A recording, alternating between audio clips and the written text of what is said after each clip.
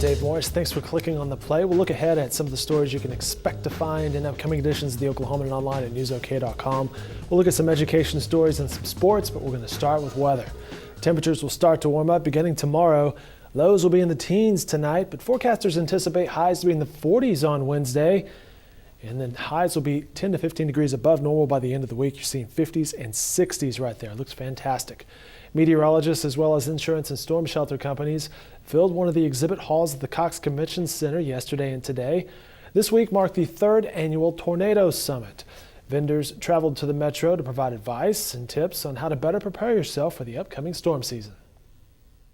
I really think that people just get a better sense of the whole system, how the whole system works, and how important it is for each individual person to be prepared for severe weather. It's not a question of if it's going to happen this spring in Oklahoma, it's a question of when. We certainly hope it's not anything like what we saw last year, but we all need to be ready. So everything that we're doing here these next 2 days are getting ready for weather, knowing how to deal with it, knowing how to respond to it. So I hope everybody will be more prepared and more knowledgeable about the dangers of severe weather.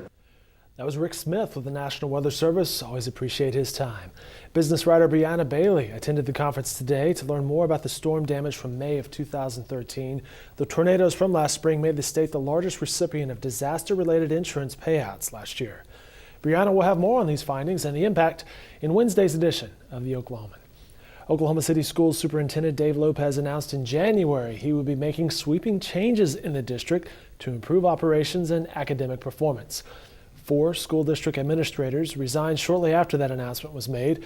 Those administrators received thousands of dollars as part of their agreements. The Oklahoman's Tim Willard will have more on the severance deals in upcoming editions. I believe there are some elections tonight. You can find those results on newsok.com later.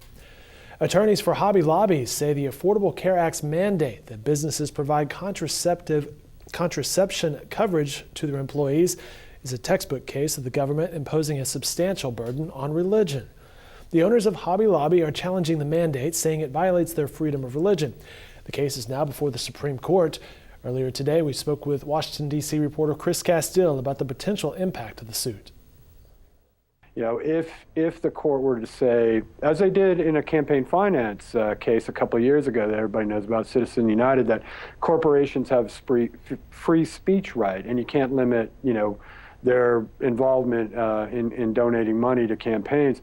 If they also have the same exercise of religion that individuals do, well, what does that mean for how corporations run themselves, and and what kinds of sort of religious practices can a corporation impose on its employees? So, that is obviously, kind of what everybody's focused on in this case is, the idea that corporations have, religious, freedom rights, and what would they do then?